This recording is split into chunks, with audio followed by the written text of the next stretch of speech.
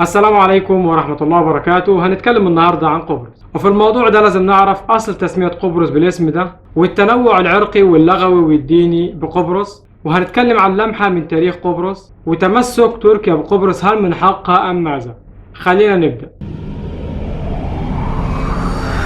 ترجع تسمية قبرص بالاسم ده لشهرتها باستخراج معدن النحاس واللي اسمه بالإنجليزية كوبر، وهي ثالث أكبر جزيرة في البحر الأبيض المتوسط بعد الجزر الإيطالية صقلية وسردينيا، ومساحة قبرص 9.250 كيلومتر مربع.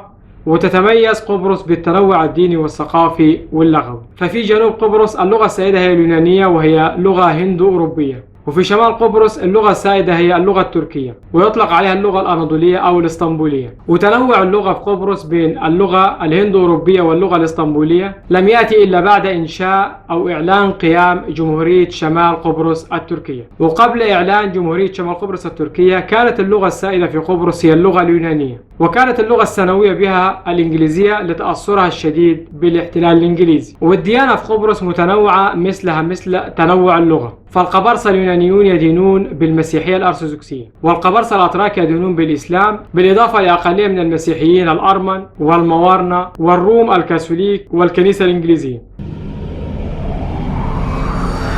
وتاريخ قبرص حافل بالأحداث، فاليونانيون القبارصة استوطنوا قبرص في عام 1200 قبل الميلاد، وقبل ميلاد المسيح غزا قبرص كل من الآشوريين والمصريين والروم والفرس، وتم إدخال المسيحية لقبرص في عام 45 قبل الميلاد على يد القديس بولس والقديس برنابا. وفي عام 330 أصبحت قبرص ضمن الإمبراطورية البيزنطية. وفي عام 1191 استولى ريتشارد قلب الأسد ملك إنجلترا على قبرص، ولكنه باعها لأحد نبلاء فرنسا. ودخل الأتراك العثمانيين قبرص في سبعينيات القرن الستاشر الميلادي، وحكموا قبرص لمدة 3 قرون حتى سلموها لبريطانيا عام 1878، واللي بدورها بريطانيا حولت قبرص لجزيرة ملكية عام 1925.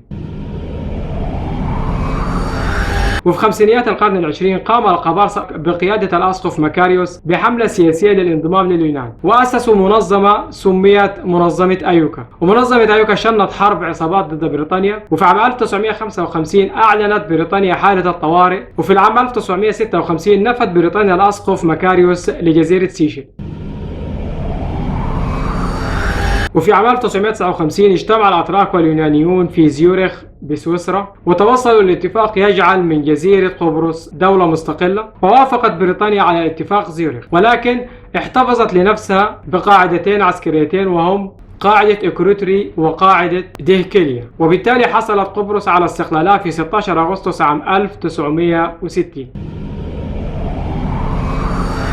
وتم تعيين الأسقف مكاريوس رئيسا للبلاد. وفي عام 1963 قدم الأسقف مكاريوس رئيس قبرص مجموعة من التعديلات الدستورية تهدف من وجهة نظره لإدارة البلاد على الشكل الأمثل، ولكن الأتراك والقبرصة الأتراك رفضوا التعديلات الدستورية التي تقدم بها الأسقف مكاريوس رئيس قبرص، ظنا منهم بأن تلك التعديلات ستؤثر على حقوقهم وضماناتهم الدستورية. واندلع القتال بين القبارصة الأتراك والقبارصة اليونانيون حتى عام 1964، وده العام اللي أرسلت فيه هيئة الأمم المتحدة قوات حفظ السلام لقبرص. وتم إعادة انتخاب الأسقف مكاريوس في الفترة من 1968 ل 1973 مرة ثانية كرئيس للبلاد. وفي يوليو عام 1974 تم الانقلاب على الأسقف مكاريوس رئيس قبرص من الحرس الوطني، وفر الأسقف مكاريوس خارج البلاد. وبعد الإطاحة بمكاريوس غزت تركيا قبرص واستولت على أجزاء واسعة من شمال شرق قبرص، فاندلع القتال بين تركيا والقبارصة الأتراك ضد القبارصة اليونانيين،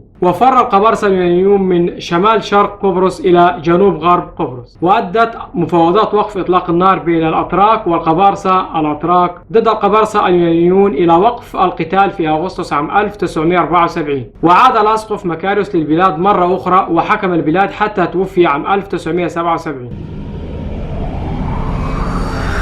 وخلف الأسقف مكاريوس في الحكم سباريوس كبريانو، ولكن الحكومة التركية والقبارصة الأتراك رفضوا الاعتراف بحكومة سبايروس كبريانو. وظل القبارصة الأتراك والقبارصة اليونانيون واليونان والأتراك يجتمعون وينفضون حتى يتوصلوا لترتيبات دستورية لكل جزيرة قبرص. ولكن الخلافات زادت حول إدارة البلاد، وفي عام 1975 أعلن القبارصة الأتراك بقيادة رؤوف ديكنتاش المناطق الشمالية من قبرص مناطق ذات حكم ذاتي، وأطلقوا عليها الولايات القبرصية التركية الفيدرالية. وفي عام 1983 تم إعلان المناطق الشمالية من قبرص والتي تتمتع بالحكم الذاتي جمهورية مستقلة، وأطلقوا عليها جمهورية شمال قبرص التركية. وجمهورية شمال قبرص التركية هي الدولة الوحيدة التي لا تعترف بها إلا تركيا، فمجلس الأمن والأمم المتحدة لا تعترف بجمهورية شمال قبرص التركية، بل أن مجلس الأمن يطالب القوات الأجنبية بالانسحاب من قبرص. وهي دي حكاية قبرص مع تركيا منذ حكم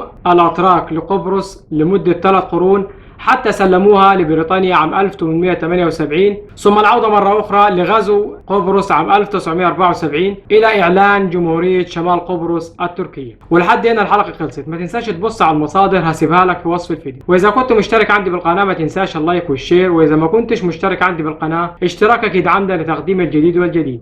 والسلام عليكم ورحمة الله وبركاته.